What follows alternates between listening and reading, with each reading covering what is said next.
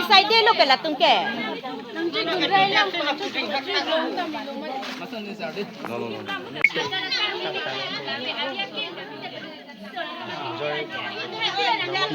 Pen lepai tang na hong ke kuna pe ho.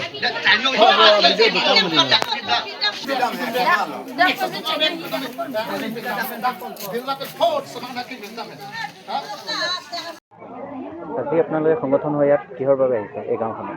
পোনপ্ৰথমতে মই সাংবাদিকসকলক মই নমস্কাৰ জনাইছোঁ আৰু আজি ইয়াতে অহাৰ কাৰণটো হ'ল যোৱা সকলোৱে ছ'চিয়েল মিডিয়াতে দেখি পাইছে যে ইয়াতে জেংৰেন গাঁৱৰ ফুলনি ইয়াতে এজন জীয়ৰী তেওঁ আত্মহত্যা কৰিব লগা হৈছে। এতিয়া ইয়াতে আত্মহত্যা কৰাৰ কাৰণটো এতিয়া সকলোৱে ইয়াতে দেখি পাইছে।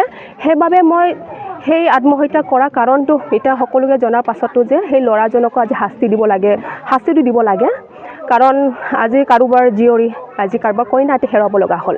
সেইবাবে আজি আমি সংগঠনৰ পৰা আজি আমি ইয়াতে আহিছোঁ আৰু তেওঁৰ দেউতাকক দেখাৰ পাছতে আৰু বহুতে ইয়াতে বেয়া এটা পৰিৱেশ ইয়াতে সৃষ্টি হোৱা দেখা গৈছে। এতিয়া চাবলৈ গ'লে তেওঁৰ দেউতাক এতিয়া চকুৰে দেখিম বা দৃষ্টিহীন অৱস্থাতে আছে।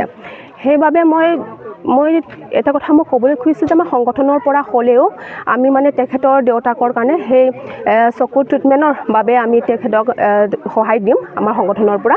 আৰু মই এতিয়া আজি মই ইয়াতে এটা কথাষাৰখন মই এতিয়া মেছেজ মই দিব খুজিছোঁ মই এতিয়া উঠি অহা ল'ৰা ছোৱালীবোৰকো যে পৃথিৱীত থকা সকলোৰে দুখ কষ্টবোৰ থাকে।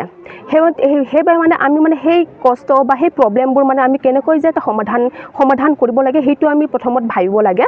কাৰণ যে এটা প্ৰব্লেমৰ পৰা যে আমি নিজৰ প্ৰাণ হেৰুৱাই দিম বা এনেকুৱা এটা আমি একচেপ্ট কৰিব নালাগে আমি এনেকুৱা এটা বেয়া এটা। সেইবাবে আমি প্ৰথম ভাবিব লাগে যে আমাক সৰুৰে পৰা মা দেউতা ডাঙৰ দীঘল কৰোৱা বা দিন হাজিৰা কৰি পেলাই তেখেতে পঢ়া শুনা কৰাইছে এইবোৰ আমি ভাবিব লাগে। সেইবাবে মই এতিয়া অনুৰোধ এটা মই কৰিছোঁ আমাৰ সংগঠনটিৰ পৰাও যে যিমানখিনি কষ্টবোৰ আছে বা যিমানখিনি বেয়া এটা পৰিস্থিতিত হ'লেও যে এনেকুৱা এটা বেয়া কাম মানে হাতত নোলোৱাই ভাল বুলি মই ক'ম। আৰু মই কাৰণ আজি এতিয়া কাৰোবাৰ জীয়ৰী কাৰোবাৰ কইনা হেৰুৱাৰ পাছতে এটা পৰিৱেশখন আপুনি দেখিব পাৰে যে কিমান দুখতে আছে তেওঁৰ দেউতা। সেইবাবে আমাৰ সংগঠনৰ পৰা হ'লেও আমি সেই ল'ৰাজনক আমি শাস্তি দিব লাগে। কিন্তু আজি তেখেতৰ মা দেউতা আহিছে ইয়াতে কিন্তু ল'ৰাটোক ননা কাৰণটো আমি সুধিছোঁ কিন্তু এতিয়া কৈছে কি ল'ৰাটো বেমাৰ হৈ আছে বুলি কৈছে। সেইবাবে আমাৰ সংগঠনটোৰ পৰা হ'লেও আমি গাঁৱত যাই পেলাই সেই ল'ৰাক শাস্তিৰ বাবে আমি কামটো আমি কৰিম। সেই শাস্তিটো কি হ'ব পাৰে আপোনালোকৰ মতে? সংগঠনৰ পৰা আপোনালোকে কি বিচাৰে? সংগঠনৰ পৰা আমি ন্যায় বিচাৰিম কাৰণ এজনী আমাৰ ছোৱালী প্ৰাণ হেৰুৱাব লগা হৈছে। সেইবাবে ন্যায়টো আমাক লাগে আৰু সেইবাবে আমি ন্যায় নোপোৱাতে আমি প্ৰতিবাদটো আমি ৰাখিম। সেই ছোৱালীজনীয়ে যিটো আত্মহত্যা কৰিলে সেইটো সময়ত সেই ব্যক্তিজন ভিডিঅ' কলত আছিল বা তেনে দেখা অৱস্থাত গৈছিলে, তেখেতৰ ৰিয়েকশ্যনটো কেনেকুৱা আছিল?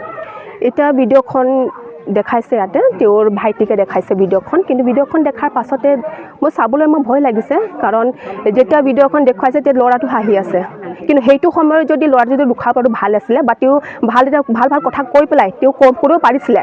কিন্তু এনেকুৱা লাগিছে যে ছুইচাইড ছোৱালীজনী কৰিছে কিন্তু তাতে আকৌ ল'ৰাজনে প্ৰেছাৰ দিয়া নিচিনা দেখা পাইছে যোনটো ভিডিঅ'তে।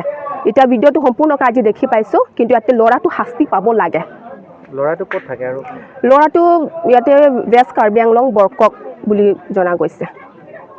আৰু আপোনাৰ নাম কি আৰু আপুনি কোনটো সংগঠনৰ পৰা ৰিপ্ৰেজেণ্ট কৰিছে? মই আমাৰ সংগঠনৰ নাম হ'ল Karbi Anglong Democratic women association আৰু মই ইয়াৰ জেনেৰেল ছেক্ৰেটাৰী চাংগেট সিংনাৰ্পি।